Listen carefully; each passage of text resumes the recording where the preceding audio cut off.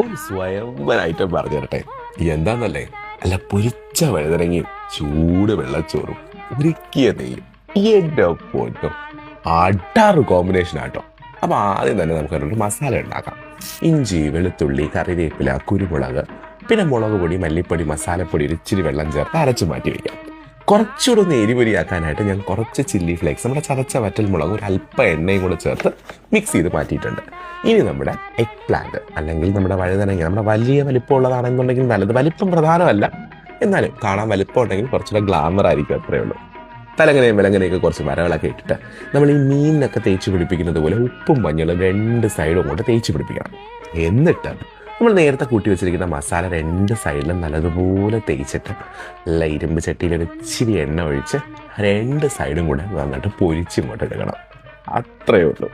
കാണാനും ചെയ്യാനും എല്ലാം നമ്മൾ മീനൊക്കെ വറുക്കുന്ന അതേ പ്രോസസ്സാണ്. ഇവർ കാണാൻ കുറച്ച് തടിയും മണ്ണൊക്കെ ഉണ്ടെന്നേ ഉള്ളൂ, പെട്ടെന്ന് അങ്ങ് വേകും. അപ്പോൾ മീഡിയം ചൂടിൽ ഒരു 3 മിനിറ്റ് ഓരോ സൈഡാകുമ്പോൾ തന്നെ ആള് റെഡി കേട്ടോ. പിന്നെ കുറച്ച് നേരം കഴിയുമ്പോഴത്തേക്ക് ഇതിനെ കല്ലിൽ നിന്ന് മാറ്റാൻ ഇച്ചിരി പ്രയാസപ്പെടും. ഷേപ്പൊന്നും നമുക്ക് പ്രധാനമേ അല്ല. ഇനി ആ കോമ്പിനേഷൻ, ചൂട് പൊന്നേരി ചോറും അതിൻ്റെ ഒത്ത മുകളിൽ നല്ല വറുത്ത വഴുതനങ്ങയും ഉരുക്കിയ നെയ്യും. ഞാൻ ചുമ്മാ പറയുകയല്ല, ട്രൈ നോക്ക്, എല്ലാവർക്കും ഇഷ്ടപ്പെടും.